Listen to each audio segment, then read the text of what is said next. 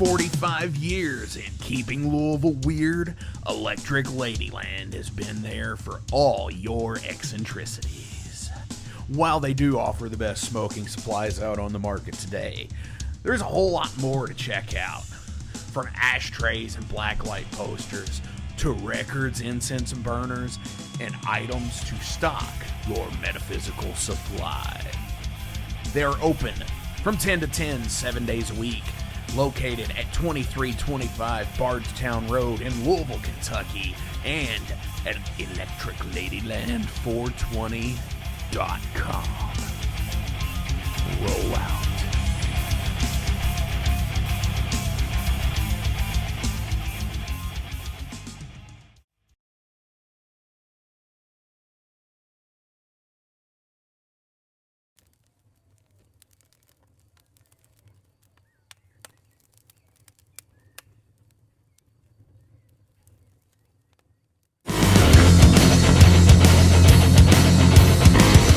Hey everyone, welcome to the December 2023 edition of the Alehorn's Unsleeved. Got a lot to show off this week, or this month I should say. Before we get started, I just want to remind you of the usual suspects. We are on Flamekeeper.vip for all your Patreon inquiries, or if you want to sign up, it's $1, $2, and $5 to help us out over there, help pay the bills and such. Also on YouTube, all of our shows, which is Metal Forge every Friday, Alehorn once a month, Mudhorn once a month, ossont&battery twice a month, and Metal on a Budget. The latter two are the two newest additions to the Flamekeeper. Episodes premiere all through the month, so make sure you follow and hit that little bell button on the YouTube, which is Flamekeeper PN Podcast Network, and help us out over there. Get our subscriber count up, and maybe one day we can monetize some stuff. I don't know, but anyway, on to the good stuff now. I got a lot of pickups from various shows over the past month or so. So I'm going to go ahead and get into it and show off my Steel and Stone pickups, which was my band's fest that we threw back in November. It was Twisted Tower Dire, Oblivion Throne, Overload, my band, and All Hell. Children of the Reptile was scheduled to play. Half of them broke down, unfortunately, and couldn't make it, but they still had some merch, so I still picked some up to support. So first things first, I picked up these CDs from them. This is their second to the latest release, the Four Weapons EP, which the excellent Sick Zeon on it. If you haven't heard that song, it's quite a masterpiece. Here's the inside. It's just a single insert. And this is the Four Weapons on the CD. And here's the back, if you're interested. Obviously, this is the release before their excellent Heavy as a Head CD, which is probably one of my albums of the year, easily. Also picked up the last full-length, The End. This is also a really good one. Oops, the CD came loose. Again, a single insert, page insert, and then here is the CD art. And then on the back, you have the track listing, which you can't see it from the glare. Gravemaster, Maneater Mildred, Ritual at Syrian Circle, Hour of the Serpent, Mankind's Epitaph in the Year 19XX, Cro-Magnon Combat, Cultist, and Halls of the Skeleton Lord. So, if you're not familiar with this band, do yourself a favor and get familiar with them.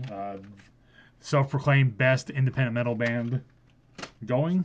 I have no reason to disagree. If you don't believe me, give them a listen. Maybe you'll agree with them.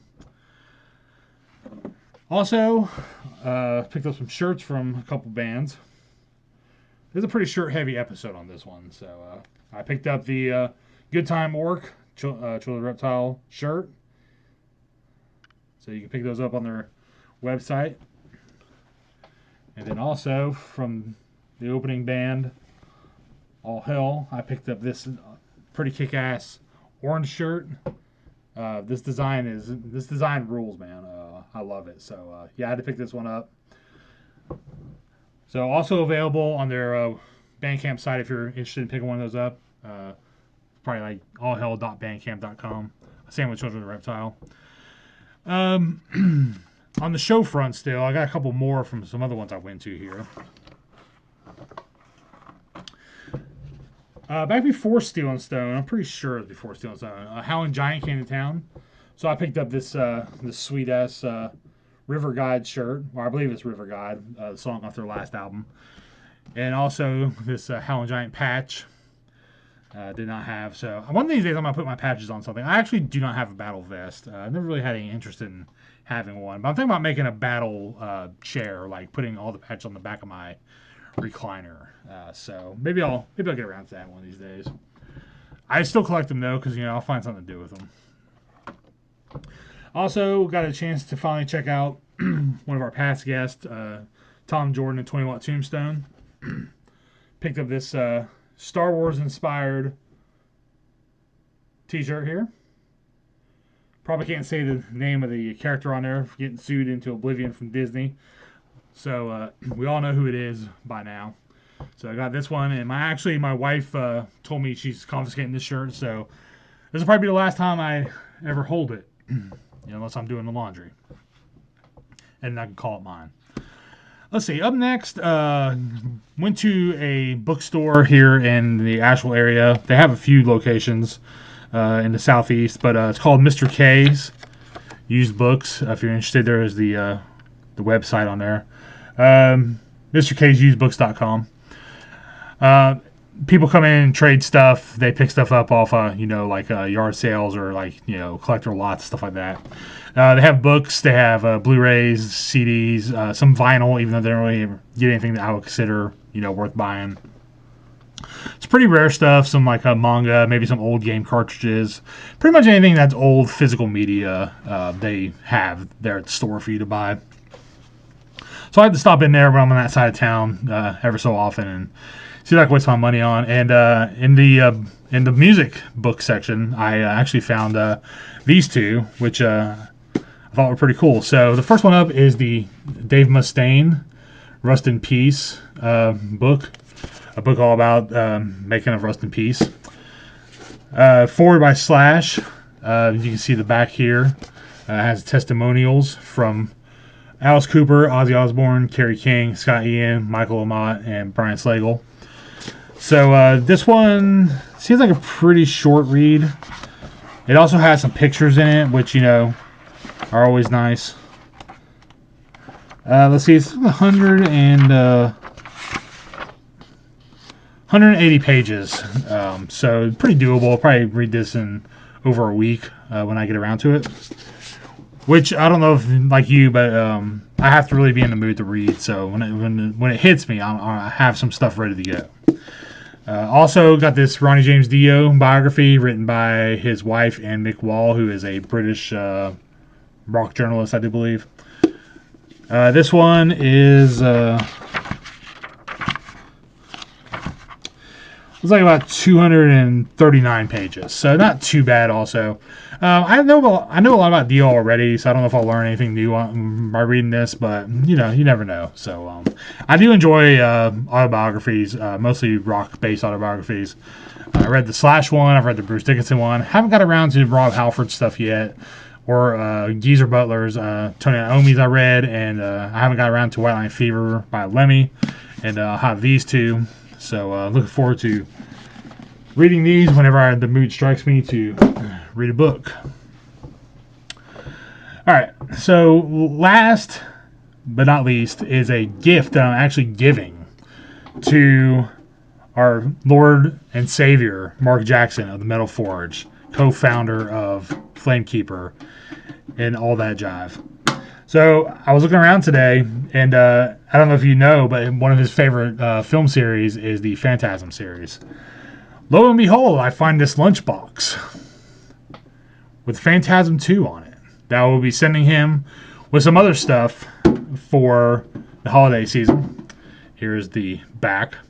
So Mark, if you're watching this, this is coming to you as soon as I get a couple more things that I ordered that I need to send you. So be on the lookout for it. And then here is the back with the barcode if you're interested.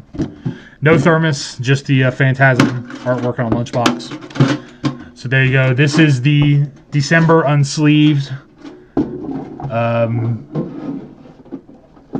be sure to check out, if you see anything you like, make sure to check out their Bandcamp and all that stuff. As always, before we go, I have a free download to give out. This is The Age of Winters by The Sword, Komodo Records. I don't know if you can see that. I'll put the information on the screen below. Basically, it's just downloads.komodo.com or Komodo. I'm not sure how you say it. And the code is GFFMG8DK. So make sure if you take this code that you comment that you've taken it, so people don't waste their time in the future if they see this and try to get it. Hopefully you guys have been using these free downloads. I don't know, they're available for the taking. So please take advantage of it if you see this. As always, leave us comments about what we can do better or what we do awesome, or if we just suck or just something. Let us know you're watching. I can take criticism. I'm a grown man. I'm not gonna cry and quit. But as always, guys, stay safe and stay heavy, and have a good holiday season. No matter what you celebrate or don't celebrate, your choice. And as always, stay heavy, and we will see you in 2024 with more Unsleeved.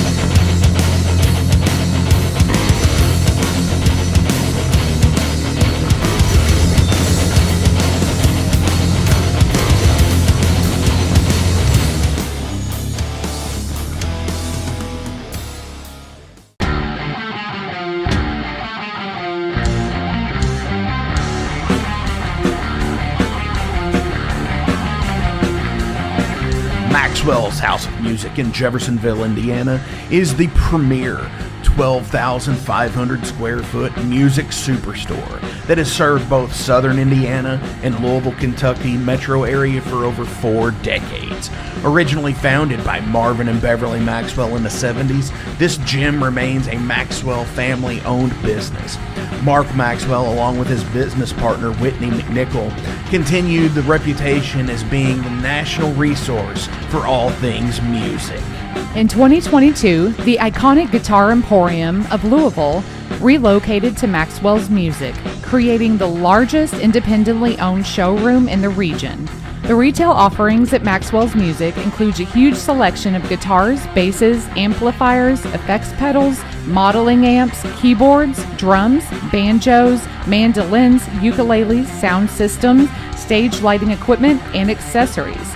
The music education program at Maxwell's is second to none. From private instrument and voice lessons to DJ, EDM, recording, songwriting, and music theory to rock school, Weekend Warriors, and Maxwell's Music Lab, there is something for every age and every ability level. Down in Repairland, guitar and instrument repairs and refurbishment are taken care of by the Maxwell's team of expert guitar technicians and luthiers. They also do appraisals of instruments as well. Maxwell's offers installations for professional audio, visual, and lighting systems for schools, churches, clubs, VFWs, funeral homes, sports fields, and so much more. There's also rentable space at Maxwell's, from the music practice and rehearsal rooms for the individuals and bands, all the way to a meeting space and concert venue that seats up to 120. That also includes a professional audio, visual, and lighting system and a sound booth. Maxwell's has it all. All this plus an original functioning 1947 recording booth to make your own record. Go to the Guitar Hero throne, to the very own Elvis statue, and don't forget the Harmony Green Pocket Park. There's a reason the Maxwell's House of Music in Jeffersonville, Indiana has been recognized by the National Association of Music Merchants as a #1 award-winning best store design, as well as top 100 music store year after year. You gotta see it to believe it. Maxwell's House of Music in Jeffersonville, Indiana.